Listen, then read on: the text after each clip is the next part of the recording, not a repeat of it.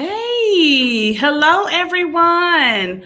Welcome to the Talk with Eleshia V. Cash, and I am joined by a good friend of mine who's no stranger to the National Women's Empowerment Ministry, Kedra Fairweather. And so we may have some other team members hop on and join the conversation, but tonight we're coming on just as we're leading up to the Red Dress Brunch to talk about promoting her. And what it means to promote her, and just kind of putting it all out there on why this type of work. And so I hope you guys are able to jump on and be a part of the conversation, tap into the conversation, and let us know some things. What are you thinking? Drop something in the comments for us tonight. And so we just want to come on tonight to let you know about promoting how important it is to promote other people. Kedra, people always ask me, why did I start the National Women's Empowerment Ministry? Mm-hmm.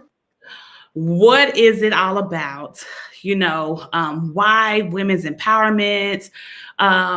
Why did I choose to do awards annually for women? Right. People just want to know the why. And I think it's very important that anytime anyone is doing anything, they should be able to answer the why.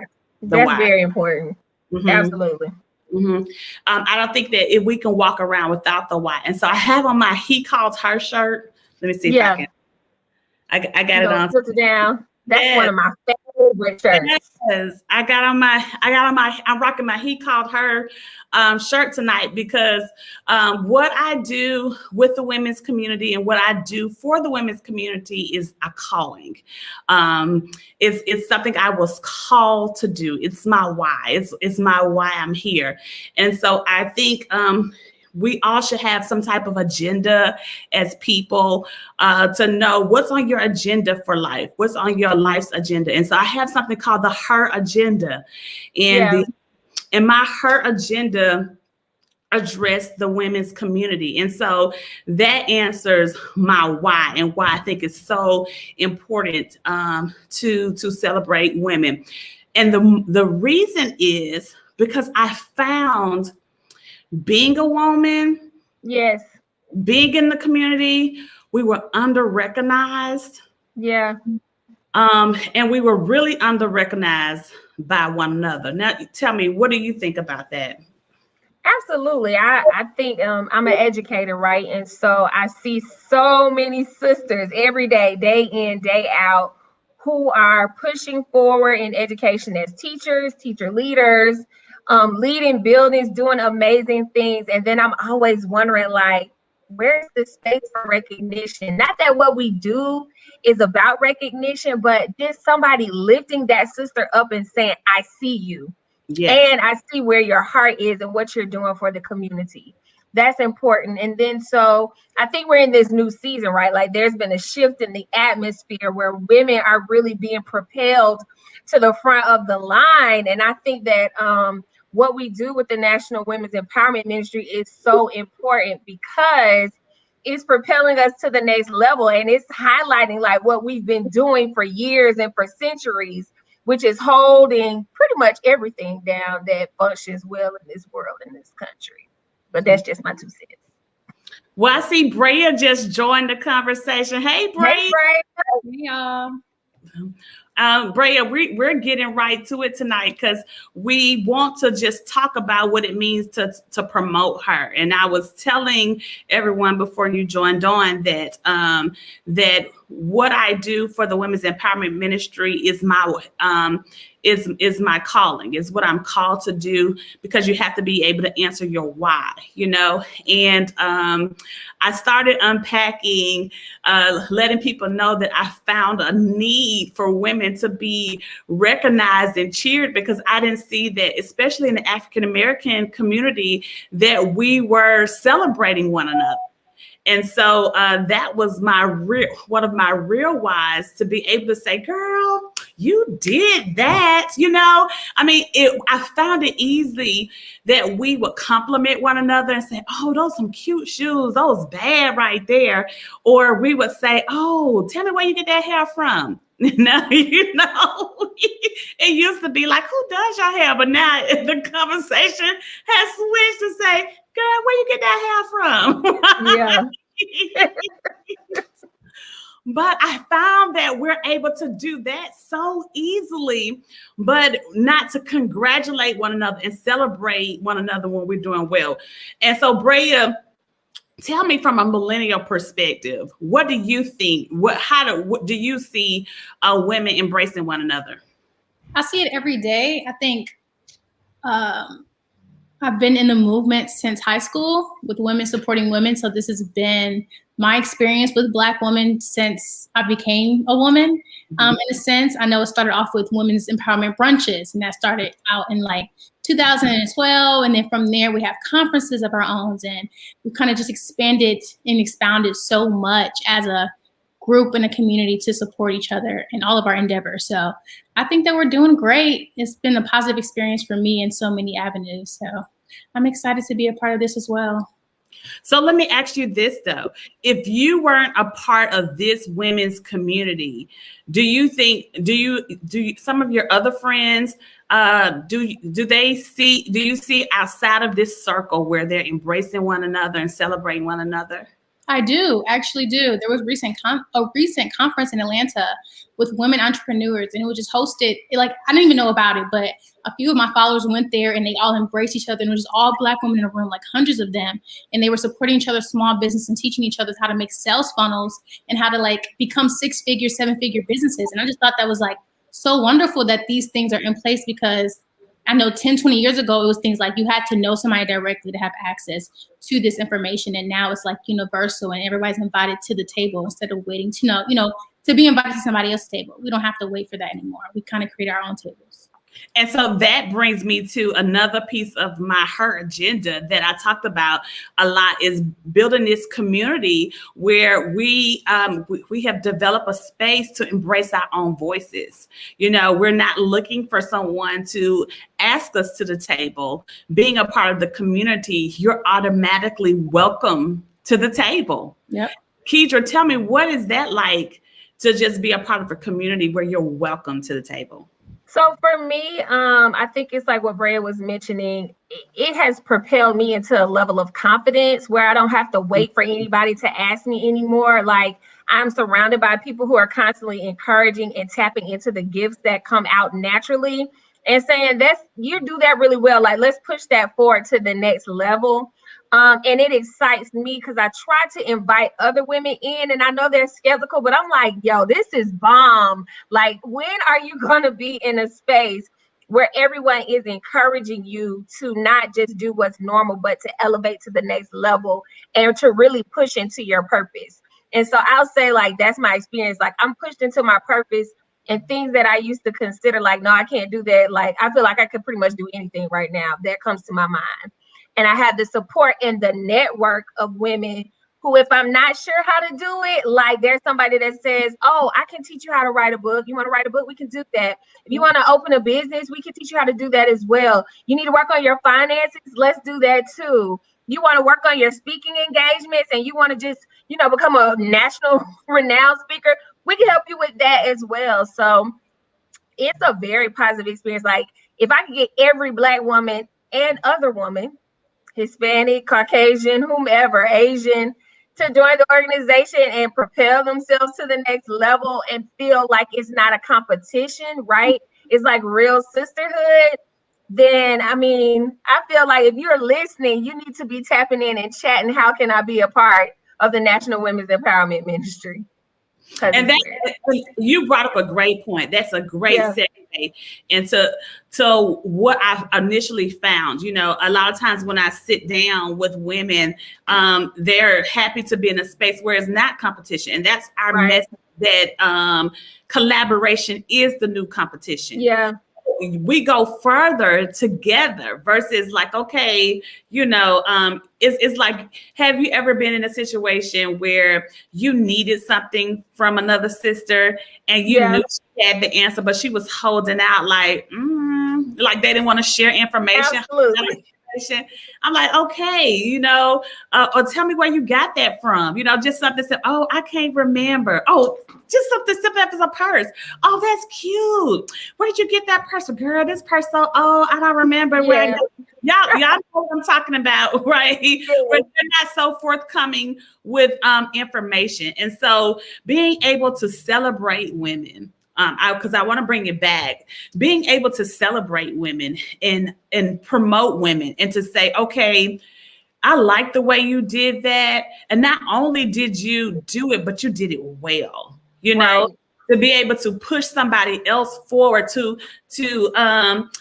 hold someone higher than you would hold yourself. I think that comes with humility, but it also comes with a space where everybody wants to feel valued.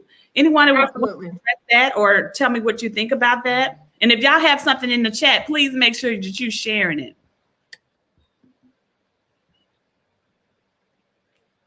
No, to tap into what you said, I think that the celebration does bring value.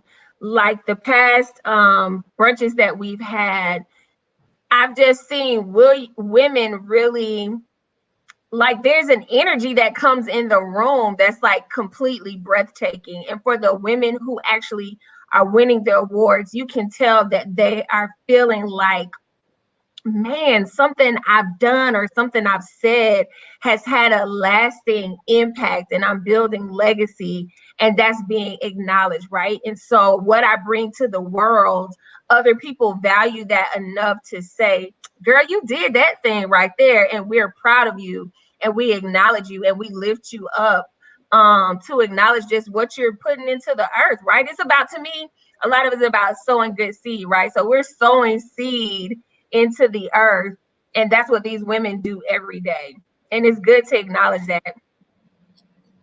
Well, I remember Deshaun Bullard, who just happens to be my line sister, was one of the first people that I recognized at the Red Dress. Right. And so that picture that everybody saw before we signed on, she received the Trailblazer of the Year award. And I remember seeing her when she first started. It wasn't when she first started her business, but when she wanted to rebrand her hair product business. And I remember her coming to me saying, "Okay, Eleshia, my brand is getting ready to be in JCPenney's." And so she was the first person that I knew that actually had a real product in a store. And so I was thinking, okay, she gonna bake something in her house and put a label on it. You know what I mean? Like that was how small my thinking was about entrepreneurship and about women doing amazing things. And so I never forget how excited I was to walk into JCPenney's, see her product, buy her product, and then tell all my friends, oh, go get this product. And it actually works. And it was so good, and cheering for her. And that was before the internet was as big as it is. That was before Facebook. That was before Instagram, that was before you had all these social media aspects. And so to be able to start a business from ground up and then launch into hair care products, she definitely trailblazed in that area. And then her product went into Target and other places. But not only did she do that, she was willing to share. She was really willing to share and go back and get others. And so I think that piece is so important. And so I wanted to celebrate her. I wanted to say, girl, you did that. Right? You did that thing, And so it's so breathtaking to see that not only did she do it, but she did it well. Brea, I remember you got an award that same year. Matter of fact, you received the Millennial of the Year award, the Deidre S. Williams Millennial of the Year award. What did it feel like to be recognized in that room with those women? I was so excited and surprised to receive that reward. I think it was a time when I was in college and I was like really on my P's and Q's, and I was in all these organizations, and I was excited to be finding myself in my womanhood and in my leadership and in my business. So to get that reward was like the icing on the cake for all the work that I have, done for my community, for my business in college. It still sits up, on my on my mantle at my house. Like, it's just something that you don't forget to be acknowledged, especially as a millennial woman, a Black woman at that, and to be acknowledged in a room for the woman who's been out in the field for, as long as I've been alive and trailblazing. So it was inspiring for me to keep on going and to keep on being phenomenal, because I knew that every year when this brunch came back, I would be spotlighted for winning that reward a few years ago. And I still need to be on my P's and Q's to say, hey, this is my update. I'm still doing great. And the next year I'll be doing even better. Awesome. Well, Kedra, you've been there from day one. What is it like to see the women come in, being excited about being honored that day and, being seated? And it just feels like a big girlfriend party, right? Like, you feel like you're walking into the party of the year with the women of the year. And then you see yourself, like you see a reflection of yourself in these other women. So often when we're watching like mainstream media and mainstream TV, we don't get to see a great reflection of what African-American women are contributing to those areas. So this award, what we do, what the National Women Empowerment Ministry does, it highlights women in different fields, right? So you get to see a plethora, a diverse range of everything that African-American women are contributing to society. And you get to have a big party at the same time. So, I mean, like, who wouldn't want to be in that space? So I think every year I get goosebumps. I get excited.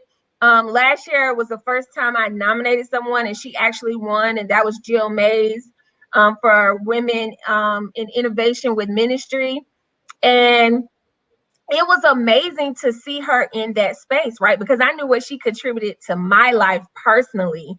But now it was a place where we can highlight what she contributes everywhere she goes, through her counseling and through the work she does with mental health. And she's been blazing a trail for years. So like you said, how you felt about Deshaun, that's how I felt about Jill.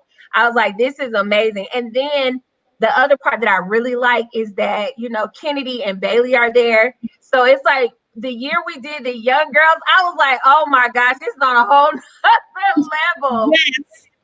Because we learn that what we do as women, it doesn't just start when we turn 15 or 20 or 21.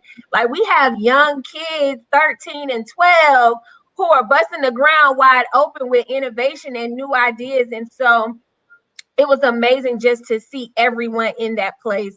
And it really touched me when we highlighted the young babies, because for my child, it was motivation. And for Kennedy, it was motivation. And they start to ask about, well, what is it like to own a business? Or they go in places and say, well, let me promote somebody's business that I know, right? It's not somebody I see on the TV. I physically know this person. Well, another thing it allows us to do, as well as get the women in the room who don't normally would network and talk to one another. Yeah. To kind of do that, so because, everyone knows I serve as a pastor and a first lady of Global Leadership Christian Center. And so every Sunday, well, pre-COVID, when we would say, go out and greet your neighbor and tell them, right. Go out and greet the neighbor. And believe it or not, I mean, some people wouldn't move. They'd be like, oh, I'm not getting up, greeting, talking to nobody, And I would find that it wasn't because necessarily they didn't want to be bothered, but they were shy or introverts or things like that. And so right. found that women, we are very good at socializing, but we are not great at networking. And Absolutely. So this platform allowed me to train women and to get out of their comfort zone, to move from comfort to courageous, and begin to network and learn how to say who they are, do a small little elevator pitch, who they are, what they do, what they represent. So Brea, Talk to us about that, because, you know, I've been having my teeth in you for a while to help you develop that skill. I'm just thinking about it now. I'm like, Miss Cash has been my mentor for 10 years. I met you when I first got to high school in 2011, and it's 2021. You've known me since I was 15 years old. So, wow. I just figured that out. Like, well, it's been 10 years. So, Miss Cash has been growing me for 10 years. Even from the elevator pitch, and I go and tell my friends in college, like, what's your 5-minute elevator pitch? If you were in the elevator with Oprah Winfrey, what would you tell her in 5 minutes to do what you do? And they're like, what are you talking about? I'm like, Miss Cash said that you need to have an elevator pitch wherever you go, because you never know. You're going to bump into Oprah, you're going to bump into Michelle Obama, and you have 5 minutes to tell them what you do and what you bring to the table and your unique gift. So I think having a woman like that in my life and instill those values in me has helped me along the way, like, till this day, even with my resume. My career has taken off more than my peers because of Miss Cash, because of the opportunity she gave me to put on my resume. And now I'm 18, but I have 2-3 years experience in something because of the opportunity she gave me when I was 16, 15. So small things like that make a big impact into your life. And I feel like when we network with other women and we harvest other women and we groom other women to be successful, we get to pass it along to other people. Well, you have it. Mentorship is important. Celebrating other women is important. Cultivating other women is important. Being able to sit back and embrace who we are as women and feel like you can be comfortable in the room is important. I just think this is such a wonderful way to recharge and help us stay empowered. Kedra, your last moments, what would you like to share about the Red Dress Brunch and how women should still go out there and register and be a part, make sure they are a part of this event this coming weekend? So one, I think that Friday's events are going to be amazing. You have an opportunity for like personalized learning, right? So you get to come in and network with experts in the field to really figure out, how do I navigate myself through this career path and what questions do I need answered in real time? And you don't always get an opportunity to be in that space. So I think that is awesome. And then I'm super excited about Saturday.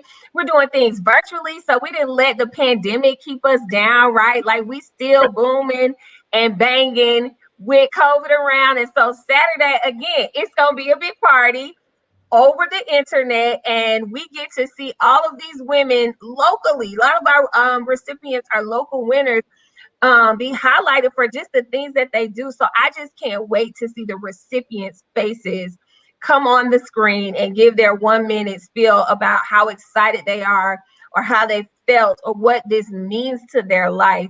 I think that is more than enough. So if you haven't registered, you definitely should register immediately. Like right now, just go to the Eventbrite and log in and pay. I see somebody saying yes, somebody said so beautiful. We hope that we're going to see you there because it's going to be the bomb.